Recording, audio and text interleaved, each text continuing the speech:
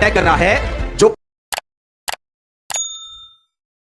खुदावन से कहो, परमेश्वर आज जो कुछ मैं सुनूंगा मैं उसे मानूंगा और मैं फलों को लेके आऊंगा।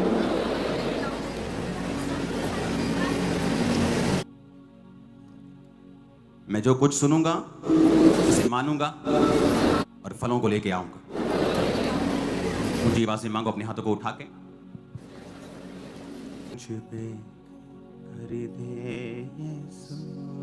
तेरी नजरों से मैं देख सकूं, तेरी बातों में सुन सकूं। प्रभु यीशु मसीह के पवित्र नाम में हम मांगते हैं। आज जो वचन मैं आपके साथ शेयर कर रहा हूं, एक विश्वासी होने के नाते बहुत इंपॉर्टेंट है। वो वचन आपको समझना और उस वचन की वैल्यू को समझना। आवाज आ रही है पीछे सबको? लास्ट में आपको तो आ रही है, लास्ट में आवाज आ रही है। हाथ को हिलाओ अगर आ रही है, बिल्कुल लास्ट में। मरकुस 6 उसकी 34 से 44 आयत और मरकुस 8 उसकी 1 से 9 आयत।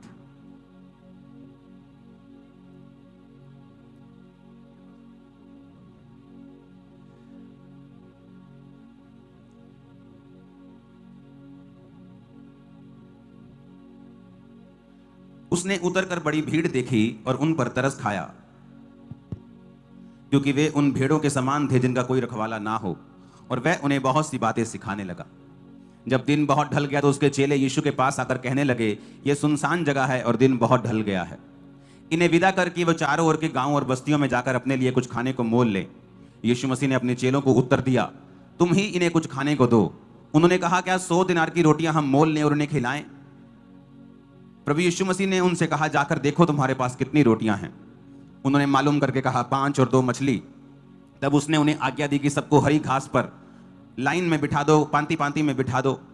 वे 100 50 करके लाइन में बैठ गए, और उसने 5 रोटियों और 2 मछलियों को लिया और स्वर्ग की ओर देखकर परमेश्वर का धन्यवाद किया और रोटियां तोड़ तोड़ कर चेलों को देता गया कि वे लोगों को परोसें, और वो 2 मछलियां भी सब में बांट दी।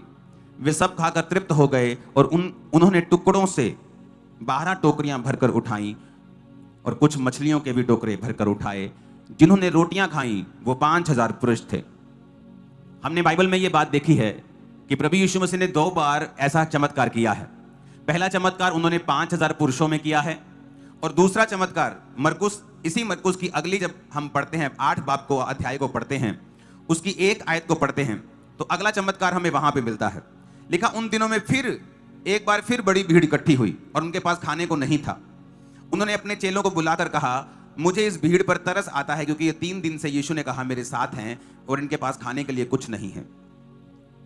यदि मैं उन्हें भूखा घर भेज दूं तो मार्ग में ये थक जाएंगे, क्योंकि इनमें से बहुत दूर से कुछ आए हैं। चेलों ने उत्तर दिया, जंगल में इतनी रोटी हम कहां से लाएं कि वो तृप्त हों? प्रभु यीशु मसीह ने कहा और उनसे पूछा, तुम्हारे पास कितनी रोटियां हैं? उन्होंने कहा, 7। उन्होंने लोगों को भूमि पर बैठने की आज्ञा दी और 7 रोटियां ली और धन्यवाद करके तोड़ी और अपने चेलों को देता गया कि वे उनके आगे रखें, और उन्होंने लोगों के आगे रोटियों को परोस दिया। उनके पास थोड़ी सी छोटी मछलियां भी दी। उन्होंने धन्यवाद करके उन्हें भी लोगों के आगे रखने की आज्ञा दी। वे खाकर तृप्त हो गए, और चेलों ने शेष टुकड़ों के 7 टोकरे भरकर उठाए, और लोग 4000 के लगभग थे। तब उसने उनको विदा किया। 2 बार हमें बाइबल में ये चमत्कार देखने को मिलता है, और हमें लगता है कि ये जस्ट एक इंफॉर्मेशन है हमारे लिए कि जीसस क्राइस्ट ने लंगर जो था वो इतना बढ़ा दिया था, उसे पकाने की जरूरत नहीं पड़ी, उसे मंगवाने की जरूरत नहीं पड़ी। वो 5 रोटियों और 2 मछलियों के साथ उसने 5000 पुरुष, और 7 रोटियां और छोटी छोटी थोड़ी सी मछलियों के साथ उसने 4000 पुरुषों को खाना खिलाया। लोगों को लगता है कि शायद ये एक चमत्कार है, जो कि है भी, और इस वजह से बाइबल में लिखा है कि प्रभु यीशु मसीह सब कुछ कर सकते हैं। लेकिन हमें यह बात समझने की भी जरूरत है कि परमेश्वर का एक एक चमत्कार कई मैसेजेस हमें देके जाता है। छेड़ना मत ओके किसी को। अगर एक चमत्कार के बारे में लिखा है तो वो सिर्फ उसी चीज के बारे में नहीं लिखा, उसमें कई सारे मैसेजेस हैं जो पवित्र आत्मा ने छुपाए होते हैं, और जब आप पवित्र आत्मा के साथ संगति करते हैं तो पवित्र आत्मा उन मैसेजेस को आप पर जाहिर करता है। और एक्चुअल में जब आप पर स्पिरिचुअल मैसेजेस जाहिर होना शुरू होते हैं, वचन की जो गहराई आप पर जाहिर होना शुरू होती है सामर्थ्य के साथ, तो आपको छुड़ाना शुरू करती है। आपके जीवन में नॉलेज और इंफॉर्मेशन बढ़ती है, और उसी इंफॉर्मेशन के कारण आप छुड़ाए जाते हैं। आज से 40 साल पहले जब किसी को टीबी होती थी तो मतलब मौत होती थी, किसी को टीबी हो गई तो मतलब कि मौत हो गई। आज से कुछ साल पहले कुछ बीमारियों का इलाज नहीं थे, लेकिन जैसे जैसे वैज्ञानिकों को उन इलाजों के बारे में मालूम होता गया, इंफॉर्मेशन कलेक्ट हुई, नॉलेज हुई, वो नॉलेज डिलीवरेंस का कारण बन गई। आज किसी को टीबी होती है वो मरता नहीं। अगर एक शारीरिक नॉलेज डिलीवरेंस का कारण बन सकती है, तो सोचो जो आत्मिक नॉलेज है वो कितनी बड़ी डिलीवरेंस का कारण बन सकती है। वचन में इस प्रकार लिखा है, वचन में लिखा है जो शारीरिक कसरत है उससे कुछ हद तक लाभ होता है, पर आत्मिक कसरत सब बातों के लिए लाभदायक है।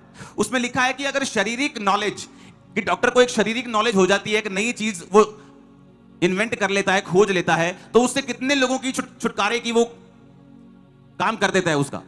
तो सोचो आत्मा में जब एक नॉलेज होती है तो वो कितने तरफ छुटकारा होता है। डॉक्टर ने अगर इन्वेंट किया तो शरीर का छुटकारा हुआ, आपकी वाइफ का छुटकारा नहीं हुआ, आपकी गरीबी का छुटकारा नहीं हुआ, बस वो बीमारी का छुटकारा हुआ। लेकिन बाइबल कहती है जो कोई आत्मा में इन्वेंट करेगा, आत्मा की बातों को समझेगा, आत्मा की बातों को खोजेगा, या जिस पर आत्मा की बातें जाहिर की जाएंगी, वो सिर्फ शरीर से ही नहीं, आत्मा से भी, फाइनेंस से भी, लाइफ से भी, मेंटल भी, सोशल भी, सब तरफ से वो छुटकारा पाएगा। आज जो वचन आप सुनने जा रहे हो ये चारों तरफ से आपको छुटकारे का कारण बना देगा। आप खुद भी छुटकारे का कारण होंगे और छुटकारा आपकी लाइफ में भी होगा। आमीन। मेरे को ऊंचे वाला चाहिए। अब यहां पर समझने वाली बात है, हम इस तरह से समझेंगे ताकि वचन हमें अच्छी तरह से हमारे पल्ले पड़ जाए। जब 5000 पुरुष थे तो स्टडी बताती है इजराइल की पॉपुलेशन के हिसाब से उस समय कितने बच्चे होते थे एक लेडी के। अगर भीड़ में 100 बंदे हैं, 100 पुरुष हैं, तो कितने बच्चे हैं, कितने औरतें, कितने बुजुर्ग, सब कुछ मिला के कितने टोटल होते थे। तो स्टडी बताती है कि जब 5000 पुरुषों की बात हो रही है, वहां पर 20,000 टोटल लोग थे, औरतें और बच्चों को मिलाकर। 5000 पुरुष, औरतें, बच्चे मिलाए तो 20,000। जब परमेश्वर ने 4000 लोगों को खाना खिलाया तो वहां 16,000 पुरुष के करीब हम लगा के चलते हैं। ओके, अब पहला चमत्कार हुआ, 20,000 लोगों को खाना खिलाया। दूसरा चमत्कार हुआ तो 16,000 लोगों को खाना खिलाया। कितने, इतनी सी बात को समझे अभी तक? ओके, ये समझ गए। अब समझने वाली बात क्या है इसमें, समझ लो ये वाला हिस्सा, इधर वाला चर्च का इधर वाला हिस्सा, ये 20,000 है। ओके, है तो बहुत, लेकिन 20 समझ लेते हैं कि ये 20,000 है, और जेंट्स वाला हिस्सा ये 16,000 है। जब परमेश्वर ने 5 रोटी और 2 मछलियों को देखा, उन्हें ब्लेस किया और 20,000 लोगों को खाना खिलाया, और जब 16,000 लोगों को देखा और उसके बाद 7 रोटियां थी और छोटी सी मछलियां थी, तो 16,000 लोगों को खाना खिलाया। लेकिन जब 20,000 लोगों को खाना खिलाया, कितनी टोकरियां बची? कितनी बची? ऊंची बोलो। 12। ये वाले तुमने खाया ना, 20,000 तुम हो, बोलो कितनी टोकरियां बची? ये वाले बोले, वो नहीं, तुम 16,000 वाले हो। 20,000 वाले बोलो कितनी टोकरियां बची? सुना नहीं, कितनी बची? कितनी बची? सुना नहीं मैंने, कितनी बची? 12। तुम्हारे पास कितनी बची? तुम्हारे पास कितनी बची? 7। कितनी बची? फिर से पढ़ो उसकी आयत को, 8 आयत को, मरकुस 8 उसकी 8। शेष टुकड़ों के 7 टोकरे। कितने टोकरे? कितने टोकरे बचे? 7 टोकरे। तुम्हारे पास कितने हैं? आप कभी सोचा जब कोई लंगर बनाता है तो वो बोलता है कि आज ना लोग ज्यादा आ गए थे तो लंगर कम बचा है। हमने बनाया तो बहुत था, लेकिन लोग ज्यादा हैं तो लंगर कम बचा है। लेकिन यहां रोटियां कम है, 5, लोग 20,000 हैं, खिलाने के बाद टोकरे कितने बचे? यहां लोग 16,000 हैं, रोटियां 7 हैं, खिलाने के बाद टोकरे कितने बचे? उल्टा नहीं हो रहा ये, यहां टोकरे 7 बचने चाहिए क्योंकि 20,000 लोगों को खाना खिलाया। यहां टोकरे 12 बचने चाहिए क्योंकि 16,000 लोगों को खाना खिलाया, कम लोगों को खाना खिलाया तो टोकरे ज्यादा बच गए जी। हमारे टोकरे कम है जी क्योंकि हमने ज्यादा लोगों को खाना खिलाया, लेकिन इनके टोकरे ज्यादा हैं और इनके कम हैं। समझने वाली बात है। इसमें कितने मैसेजेस हैं। एक बार परमेश्वर ने अपने दास को कहा, मैं तुझे बहुत बड़ी चर्च देना चाहता हूं और तुझे बहुत ब्लेस करना चाहता हूं। तेरी चर्च दुनिया में नंबर 1 होगी। और जब तक वो इस दुनिया में था उसकी चर्च ने झंडे गाड़े हैं, देश बचाए हैं, नंबर 1 पे रहा है वो। आज भी उनकी चर्च नंबर 1 है। क्या सोचना पड़ेगा हमें कि परमेश्वर ने कहा बेटा मैं तुझे देना चाहता हूं, तू लेने के लिए तैयार है? कहता हां प्रभु मैं तैयार हूं। उसने कहा फिर क्या तू अपनी 5 रोटियों और 2 मछलियों को मुझे देने के लिए भी तैयार है? कहता परमेश्वर मैं समझा नहीं। परमेश्वर ने कहा मैं तुझे फाइनेंशियली बढ़ा सकता हूं, लेकिन मैं किस चीज को बढ़ाऊं? इसलिए जब एलिया के पास वो औरत आई, अलीशा के पास, वो कहा कि मेरा पति मर गया है और मुझे कर्जा है और बच्चे ले जाएंगे मेरे, क्योंकि वो उनको लाइफ टाइम स्लेव बनाकर, बंधुआ मजदूर बनाकर ले जाएंगे। उसने कहा तेरे पास क्या है? उसने कहा थोड़ा सा तेल है। उसने कहा जा और पड़ोसियों के बर्तन मांग लिया। अब परमेश्वर ने क्या, तेरे हाथ में क्या है? क्योंकि कोई लोग खाली हाथ लेके प्रभु के पास जाते हैं, प्रभु मुझे ब्लेस कर, और परमेश्वर देखता है और बोलता है किस चीज को ब्लेस करूं? तेरे खाली हाथ को ब्लेस करूं? प्रभु मुझे आशीष दे, किस चीज पर आशीष दूं? परमेश्वर ने कहा मैं इनको रोटियां खिलाना चाहता हूं, पर पहले ये पता करो कि तुम्हारे पास क्या है। उन्होंने कहा प्रभु हमारे पास 5 रोटियां हैं। परमेश्वर ने कहा ले आओ, 2 मछलियां ले आओ, मैं उस चीज पर फिर आशीष दूंगा और उसे बढ़ाऊंगा। उसको बात समझ में आ गई। उसने कहा प्रभु अब मेरी 5 रोटियां और 2 मछलियां क्या हैं? परमेश्वर ने कहा तेरा वो छोटा सा घर, तेरी 5 रोटियां और 2 मछलियां हैं। कहता हो, क्योंकि कोरियन संस्कृति में अगर आप इधर चाइना वाली साइड, कोरिया वाली, जापान की साइड चले जाएंगे तो वहां पर शादियां नहीं होती बच्चों की जिनके पास अपना घर नहीं होता। अगर लड़के के पास अपना घर नहीं है तो बहुत बुरी बात इसे मानते हैं कि लड़के के पास अपना घर नहीं, तो लड़कियां देने के लिए लोग जल्दी तैयार नहीं होते। दुनिया में और भी, इंडिया में भी बहुत लोग इसे फॉलो करते हैं, लेकिन इतना ज्यादा नहीं। लेकिन उस संस्कृति में अगर आपके पास घर नहीं है तो ये बड़ा सेटबैक है आप लोगों के लिए। तो उसने कहा परमेश्वर घर दे दूं, एक ही घर, छोटा सा, वो भी मुझे अपनी पत्नी को बताना पड़ेगा। उसने पत्नी से बात की, कहती मुझे प्रभु ने कहा है कि अपना घर बेच दे और ये मुझे दे दे और मैं उसको बढ़ा दूंगा और उन 5 रोटियों को मैं ब्लेस कर दूंगा और हजारों में कन्वर्ट कर दूंगा। कहती खबरदार जो मेरे घर की बात की तो। उस औरत ने मना कर दिया, उसकी पत्नी ने मना कर दिया, कहती मैं अपना घर नहीं दूंगी, क्योंकि औरत के लिए वहां पर सबसे बड़ा गहना जो है वो उनका घर होता है। कोरियन संस्कृति में सबसे इंपॉर्टेंट औरत के लिए अपना घर है, चाहे वो छोटा क्यों ना हो। तो जब उसने मना किया, वो प्रभु के पास गया, उसने कहा परमेश्वर मेरी वाइफ ने मना कर दिया, उसकी मर्जी के बिना मैं कैसे बेच सकता हूं। वो प्रभु से बात करता रहा। जब वो प्रभु से बात करता रहा, परमेश्वर ने उसकी वाइफ को बेचैन करना शुरू कर दिया। उसकी आंखों में काले गड्ढे पड़ने शुरू हो गए, दुखी होनी शुरू हो गई, उसको चैन ना मिलना, बेचैन रहनी शुरू हो गई। धीरे धीरे जब उसकी वाइफ भी आत्मिक थी, तो जब उसने समझा कि परमेश्वर की ये आवाज सचमुच प्रभु की आवाज है, तो मुझे आवाज को अपोज नहीं करना चाहिए, मुझे इसका विरोध नहीं करना चाहिए, तो उसने अपने पति को बुलाया। उसने कहा ठीक है, हम ये घर परमेश्वर को देने के लिए तैयार हैं। और जब उन्होंने परमेश्वर को वो घर दिया, और वो जो 5 रोटियों और 2 मछलियों की तरह, बाइबल में जो वचन लिखा है कि तू मुझे बीट नहीं कर सकता तो मुझे हरा नहीं सकता बोने में, जैसे ही उन्होंने उस बीज को बोया, परमेश्वर ने रास्तों को खोला और वो चर्च कब छोटी चर्च से पूरी दुनिया की नंबर 1 चर्च और उस देश की मेगा चर्च बन गई, पता ही नहीं चला सालों के अंदर। और अगर आज आप कोरिया में चले जाएंगे, दक्षिण कोरिया में, हर एक बड़ी चर्च के पास्टर की लाइफ में उस पास्टर की वजह से कोई ना कोई काम जरूर हुआ है। जो भी बड़ी चर्च खड़ी हुई है, उस बड़ी चर्च के पीछे आज भी उस पास्टर, जो बड़ी चर्च का जो अगुवा था, उसका प्रचार जरूर उनकी जीवन में कहीं ना कहीं काम किया है। पूरा देश आज मसीही है। आप उनकी पिक्चर्स देख लो, आप उनके ड्रामे देख लो, उसमें क्रिश्चियनिटी की आपको झलक आती है, चाहे कोई छोटा क्रिश्चियन है, चाहे कोई कम क्रिश्चियन है, कम स्पिरिचुअल है, लेकिन पूरे देश में आपको क्रिश्चियनिटी मिलेगी। क्यों? क्योंकि एक व्यक्ति ने परमेश्वर पर अपना विश्वास दिखाया। हालेलुया। अब परमेश्वर आपको ब्लेस करना चाहता है, लेकिन कैसे? प्रभु मुझे ब्लेस कर। किस चीज को ब्लेस करूं? तेरे खाली हाथ को ब्लेस करूं? तेरा खालीपन और बढ़ा दूं? बहुत से लोग मिस्टेक्स करते हैं जब हम इसकी वैल्यू को नहीं समझते। और आप देखो, जब 20,000 लोगों में ज्यादा दिया गया तो ज्यादा बचा। आप जितना ज्यादा देंगे उतना ज्यादा बचता है। ये बिब्लिकल सीक्रेट्स हैं। जब हम बीज की वैल्यू को नहीं समझते, होता क्या है, अगर आप एक पास्टर हैं तो आप कभी भी पब्लिक को खुश करने की कोशिश मत करें। कभी भी पीपल्स प्लीजर ना बने, लोगों को खुश करने की कोशिश ना करें। बाइबल जो कहती है उसे एग्जैक्ट बयान करें। लोगों को लगता है कि जब मैं कहूंगा ओ परमेश्वर को तुम्हारा पैसा नहीं चाहिए तो बड़ा कूल लगेगा। मैं बड़ा आत्मिक लगूंगा, बट ये टोटल ऊपर से नीचे तक रॉन्ग है। परमेश्वर को तुम्हारा पैसा नहीं चाहिए, ये रॉन्ग मैसेज।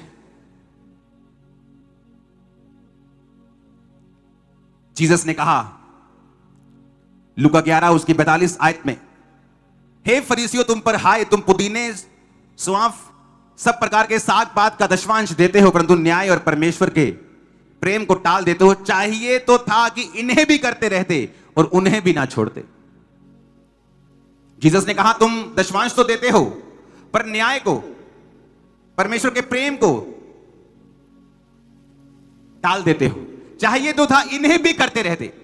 जीसस ने टाइट को सपोर्ट किया है।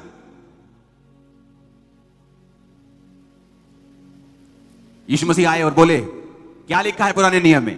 कहते आंख के बदले आंख और दांत के बदले दांत। यीशु ने कहा अब से ऐसा नहीं होगा। जो चेंज करना था यीशु मसीह ने इमीडिएटली कर दिया। पिता ये लड़की व्यभिचार करते पकड़ी गई है, क्या लिखा है वचन में? इसको पत्थरवा करके मारना है। अब से ऐसा नहीं होगा। क्यों? मैं इसकी जगह मर रहा हूं इसलिए। जीसस ने क्या कहा? फिर से पढ़ेंगे। कहता चाहिए तो था इन्हें भी करते रहते। अगर जीसस ने बोलना होता टाइथ नहीं देना, तो जीसस बोलते नो, तुम टाइथ देते हो, खुदा को टाइथ नहीं चाहिए। पर जीसस ने कहा चाहिए तो था इन्हें भी करते रहते। टाइथ तो देते ही, पर न्याय को, दया को, प्रेम को भी ना छोड़ते। तो जीसस को कोई प्रेशर थोड़ी है। जीसस बोलते नहीं। जिस तरह जीसस ने बोला क्या कहा गया है? पिता ये कहा गया है, नहीं अब तुम अपने दुश्मनों से प्रेम करो। एकदम से बदल दिया। लेकिन जीसस ने कहा अच्छा करते हो, टाइथ देते हो। पर आज जब हम लोगों को खुश करना चाहते हैं कि लोग हमें कूल समझें, आत्मिक समझें, हम ये बात समझ लें कि लोगों को खुश कर लो या परमेश्वर को खुश कर लो। इसलिए पौलुस कहता जो तुम टाइथ देते हो, जो तुम तनख्वाह देते हो, जो तुम काम करते हो, वो मुझे नहीं मिलता, वो परमेश्वर के घर में जाता है। तुम्हारे पैसे से मैं तनख्वाह नहीं लेता हूं, वो सारा का सारा 100% सेवकाई में जाता है। इसीलिए मैं खुल के प्रीच कर सकता हूं कि जो सही है वो सही है। तुम कूल देखने की कोशिश मत करो, क्योंकि वचन कहता है, जीसस ने कहा चाहिए था इन्हें भी ना छोड़ते और उन्हें भी करते रहते। कई बार हम इमोशनल प्रीचिंग करना स्टार्ट करते हैं और लोगों को गुमराह कर देते हैं। और लोगों की लाइफ में जब कर्स काम करना शुरू करते हैं, बॉन्डेजेस आने शुरू होती हैं, वो ब्लेस नहीं होते। जहां ज्यादा बांटा गया, उल्टा टोकरियां ज्यादा थी। जहां कम बांटा गया, उल्टियां टोकरियां कम थी। होना यह चाहिए कि जहां ज्यादा लोग थे टोकरियां कम बचे, जहां कम लोग थे टोकरियां ज्यादा बचे। लेकिन हुआ यह, जहां ज्यादा लोग थे टोकरियां भी ज्यादा थी। जब आप ज्यादा देंगे, आपके पास ज्यादा बचा हुआ मिलेगा, जैसा किसी के पास नहीं। आपको नहीं मानना वचन, आपकी मर्जी है, क्योंकि मैं तो ब्लेस हूं इस वचन को मानने से। मैं प्लान कर रहा था, परमेश्वर मैं 25,000 चेयर की तैयारी कर चुका। चर्च में 25,000 चेयर आ चुकी है। 25,600 चेयर है चर्च में, 25,638। तो वो अगली जो बड़ी मीटिंग होगी उससे लगनी शुरू हो जाएगी। तो मैं प्रभु से कह रहा था, परमेश्वर मुझे 50,000 चेयर और ऐड, 25,000 चेयर और ऐड करनी है, और मुझे 50,000 चेयर ऐड करनी। परमेश्वर ने कहा नहीं, मैं तुझे 10 लाख चेयर देने जा रहा हूं। ये बातें दिखने में, अगर सुनने में बड़ी आसान लगती हैं, और लोग इसकी कामना करते हैं, पास्टर्स इसकी कामना करते हैं। आज चर्च में 6,000 वॉलंटियर्स हैं। आप इमेजिन करो कैसे, अगर हम प्रिंसिपल्स को समझ जाएं, अगर हम बिब्लिकल प्रिंसिपल्स को समझ जाएं और उन्हें अप्लाई करना स्टार्ट कर दें। मैथ में किस बच्चे के नंबर आते हैं? जिसे फार्मूला समझ आते और वो उन्हें अप्लाई करता है। जिसे समझ नहीं आती वो बस टाइम पास करता है। वही आत्मिक लोग हैं जिन्हें इस फार्मूला की समझ नहीं आई, वो इमोशनल बातें करते हैं। जिन्हें समझ आ गई वो अप्लाई करते हैं, अपने रिजल्ट से आपको जवाब देते हैं कि ये देखो रिजल्ट। कितने मेरी बात को समझ रहे हैं? अब हमें ये बात समझने की जरूरत है कि टाइथ क्या है। क्या ये पुराने नियम का है? नहीं। उत्पत्ति 14 उसकी 20 आयत में लिखा है, और धन्य है परम प्रधान ईश्वर जिसने तेरे द्रोहियों को तेरे वश में किया है। तब अब्राम ने उसको सबका दशमांश दिया। मलकीसेदेक को, कौन था मलकीसेदेक? ये एक डीप रेवलेशन है, इसको बारे में बात नहीं की जा सकती, लंबी है ये, लेकिन वो जीसस क्राइस्ट को दर्शाता है। जिसका ना वंश है ना आदि, ना पता है कहां से आया कहां को गया। लोगों को लगता है कि जीसस कैसे हो सकता है, ऐसे कैसे हो सकता है, ये कुंवारी से कैसे आ सकता है, कैसे स्वर्ग में जा सकता है। ना वंशावली, मल्कीसेदेक कहां से आया किसको मालूम नहीं। इसके बारे में पूरी डिटेल में अभी नहीं समझेंगे, लेकिन मैं आपको यह बात बता रहा हूं, अब्राहम, तब अब्राहम भी नहीं था और उसने कहा ये ले टाइट। नया नियम पुराना नियम कुछ नहीं है अभी। पुराना नियम तो मूसा के बाद आया, पुराने नियम से पहले भी वो टाइट देता है। उसके बाद हम पढ़ेंगे उत्पत्ति 28 उसकी 20 से 22। तब याकूब इसी अब्राहम का पोता मन्नत मांगी, यदि परमेश्वर मेरे संग रहकर इस यात्रा में मेरी रक्षा करे और मुझे खाने के लिए रोटी और पहनने के लिए कपड़ा दे, तो मैं अपने पिता के घर में कुशल क्षेम से लौट जाऊं, तो यहोवा मेरा परमेश्वर ठहरेगा और ये पत्थर जिस पर मैंने खंबा खड़ा किया है परमेश्वर का भवन ठहरेगा, और जो कुछ तू मुझे देगा उसका दशवांश मैं तुझे अवश्य ही दिया करूंगा। कोई पुराना नियम नहीं है, पुराने नियम से कई सौ साल पहले की बात है ये। याकूब हुआ, उसके 12 बच्चे हुए, यूसुफ उनमें था। यूसुफ बेच दिया गया, मिस्र में चला गया, वहां जेल में रहा, फिर वहां का प्रधानमंत्री बना, फिर अकाल पड़ा, फिर ये 12 भाइयों को 11 भाइयों को उसने उधर बुलाया, अपने बाप समेत 70-72 लोग थे। फिर 400 साल के बाद कहीं जाकर मूसा हारून सीन में आते हैं, 430 साल के बाद फिर कहीं जाकर पुराना नियम बनता है। तो कई सौ साल पहले की बात है ये, क्योंकि जो टाइट है ये एक कवनेंट है, ये एक वाचा है जिसको समझ आ जाती है कि भाई साहब मैं जितना मर्जी आत्मिक हूं, मेरे खाली हाथ को परमेश्वर ब्लेस करने वाले नहीं हैं। उसने हीरो के प्लैनेट्स बना दिए हैं, लेकिन वचन में वो हमें बोने के लिए इसलिए कहता है क्योंकि इस दुनिया में अगर आपको और मुझे परमानेंट ब्लेसिंग लेनी है और हमें गॉड्स आइडिया के मुताबिक बढ़ना है, तो हमें परमेश्वर को प्रूफ करना होगा कि ये पैसा, ये चीजें, ये मेरे लिए कुछ मायने नहीं करती। जब आप बोते हैं पैसे को, तो ये एक इंप्रेशन होता है कि आप पैसों से ज्यादा परमेश्वर से प्यार करते हैं। हालेलुया। पहला राजाओं 3 उसकी 3 से 5 आयत में लिखा है, सुलेमान यहोवा से प्यार रखता था और अपने पिता दाऊद की विधियों पे चलता तो रहा, परंतु ऊंचे स्थानों पर बलि चढ़ाता, धूप जलाता। राजा गिबोन को बलि चढ़ाने के लिए गया क्योंकि मुख्य स्थान वहीं था। वहां उसने वेदी पर 1000 होम बलि चढ़ाए। 1000 बलि चढ़ाने के बाद क्या हुआ देखेंगे, 5 आयत। गिबोन में यहोवा ने रात को स्वप्न में सुलेमान को दर्शन देके कहा, जो कुछ तू चाहे मांग मैं तुझे दूंगा। 1000 होम बलि चढ़ाई तो परमेश्वर दर्शन में दिखाई देते, क्योंकि परमेश्वर ऑनर करता है। उसे चाहिए कुछ नहीं, वो लालची नहीं है, लेकिन वो चाहता है हम दें, क्योंकि उससे हम परमेश्वर को ऑनर करते हैं, उसकी इज्जत करते हैं। हम ये दिखाते हैं कि हमारे लिए, हमारे दिल में जो परमेश्वर का भय है वो खुदा के लिए बहुत है। हमारा प्रेम जो खुदा के लिए है वो बहुत है। हम अपने प्रूफ से, हम अपने सबूत से, हम अपने बीज से ये दिखाते हैं। बीज उसका एक तरीका है। जो बंदा अपने बीज में सीरियस नहीं है, जैसे लगता है कोई बात नहीं, परमेश्वर को कुछ नहीं चाहिए, वो लगता है कोई बात नहीं, परमेश्वर सब देखता है, वो अपने आप को धोखा दे रहा है। वचन में लिखा है, दूसरा राजा 3 उसकी 26 और 27 आयत में, अब ये एक अविश्वासी राजा है जिस पर इजराइल का राजा यहोशापात, 2-3 राजा मिलकर उसको मारने के लिए जाते हैं, क्योंकि उसने टैक्स देना बंद कर दिया इनको।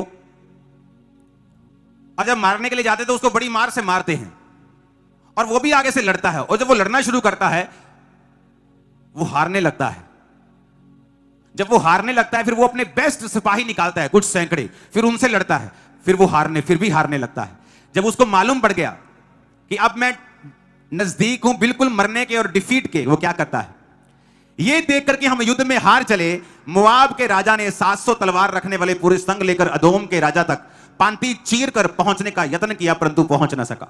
यह उसका लास्ट वार था कि 700, जैसे इंडिया के पास, देशों के पास एक स्पेशल सेना होती है, फौजियों को ही तैयार किया जाता है जो एक्सट्रीम प्रेशर को हैंडल कर सकते हैं, वो अलग टाइप के फौजी होते हैं। उसने अलग टाइप के 700 फौजियों की सेना तैयार की थी जो बिल्कुल एक्सट्रीम थे, और जब एक्सट्रीम फौजियों को उतार दिया तब भी उसका काम नहीं हुआ।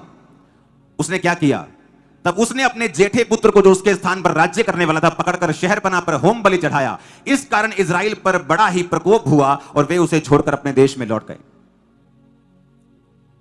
उसने जो बड़ा बेटा था उसके स्थान पर जिसने राजा बनना था, something very precious to him. बोलने में बड़ा आसान लगता है। राजाओं के बच्चे जो होते थे उन्हें अलग प्रकार की विद्या दी जाती थी। उन्हें मालूम था इन्होंने क्या करना है, बड़े होकर राज्य करना है, तो बचपन से उनकी तैयारी होती है, एफर्ट होता है उन पे। उनको बुद्धिमान बनाने के लिए शास्त्र विद्या, ये विद्या, पढ़ाई, हर तरह का ज्ञान, हर तरह की डिप्लोमेसी उन्हें सिखाई जाती है, इन्वेस्ट किया जाता है उन पे। और सबसे बड़ा बेटा, सबसे प्रिय, सबसे उत्तम उसने चढ़ा दिया। परमेश्वर को नहीं चढ़ाया, अपने देवता को चढ़ाया। और चढ़ाया अपने देवता को, लेकिन बाइबल कहती है इजराइल पर बड़ा ही प्रकोप हुआ। परमेश्वर के लोगों को प्रकोप क्यों हुआ? उसने शैतान को बलि चढ़ाई। परमेश्वर इंसानों की बलि नहीं लेता, शैतान लेता है आज भी। लेकिन परमेश्वर के लोगों पर प्रकोप क्यों हुआ? क्योंकि परमेश्वर नाराज हुआ कि एक व्यक्ति अपना सबसे प्रेशियस बीज अपने देवता को चढ़ा सकता है, और मेरे लोग जो मूर्ख हैं, जो ये समझते हैं कि परमेश्वर कुछ नहीं चाहता, और ये परमेश्वर के सामने खाली हाथ आ जाते हैं। तो परमेश्वर का प्रकोप हुआ इजराइल पर कि दुष्ट की संतान तुमसे कहीं अधिक समझदार है। दुष्ट की संतान कहीं अधिक यह समझती है कि उसे बोना है अगर उसे काटना है तो। दुष्ट की संतान को यह मालूम है कि अगर मैं बोऊंगा नहीं, मैं काटूंगा नहीं, लेकिन मेरी संतान को कुछ पता नहीं। यीशु ने भी कहा दुष्ट की संतान तुमसे अधिक चतुर है, अंधेरे की संतान उजाले की संतान से अधिक चालाक है।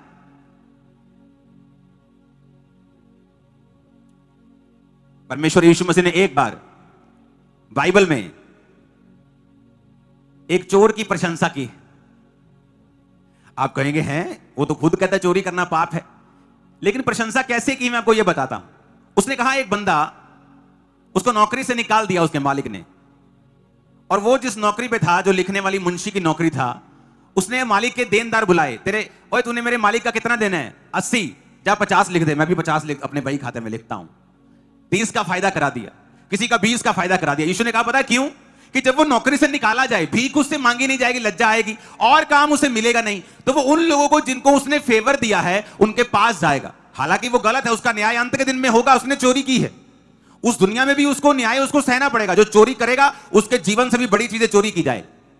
लेकिन प्रभु ने कहा कि कुछ बात सीखने वाली भी है। उसकी प्रशंसा भी सीखने में क्या की कि तुम अधर्म के धन से उसने मित्र बना लिए, यानी उसको धन का इस्तेमाल करना आता है, पर मेरे लोग जो मूर्ख हैं उन्हें धन का इस्तेमाल करना नहीं आता। वो अपने धन से अपना फ्यूचर बना रहा है, पर मेरे लोगों को धन से फ्यूचर बनाना नहीं आता। मोस्टली आप दुनिया में देखोगे जो प्रेयर वॉरियर्स होते हैं, मोस्टली प्रेयर वॉरियर बड़े गरीब होते हैं, सारे नहीं होते। क्यों? क्योंकि कईयों को लगता है कि हम प्रार्थना कर रहे हैं 8 घंटे, हम ब्लेस हो जाएंगे, लेकिन ब्लेसिंग के लिए आपको बीज बोना पड़ता है, सामर्थ्य के लिए आपको प्रार्थना करनी पड़ती है। दोनों चीजें चाहिए। ऊंची आवाज में हालेलुया बोलो जरा। प्रेरितों के काम 4 उसके 36 और 37 आयत में लिखा है, यूसुफ नामक साइप्रस का एक लेवी था जिसका नाम प्रेरितों ने बरनबास रखा था। उसकी कुछ भूमि थी जिसे उसने बेचा और दाम के रुपए लाकर प्रेरितों के पांव पर रख दिए। अब यह बरनबास बाद में बना, पहले यूसुफ था। और भूमि बेची, जिस तरह सब कलीसिया कर रही थी, बीजों को ला रही थी, प्रेरितों के पांव पे रखती थी, काम बढ़ रहे थे, लोग बढ़ रहे थे, हजारों बपतिस्मे ले रहे थे, हर जगह सुसमाचार का प्रचार हो रहा था। उसके बीज ने उसको एक आम विश्वासी से प्रेरित बना दिया था। आपका बीज क्या करता है? आपकी कॉलिंग की तरफ आपको धकेलता है। आपकी कॉलिंग खुदावंद ने चाहा है आप दुनिया में डॉक्टर भी बने, आप मेरा सुसमाचार प्रचार भी करें।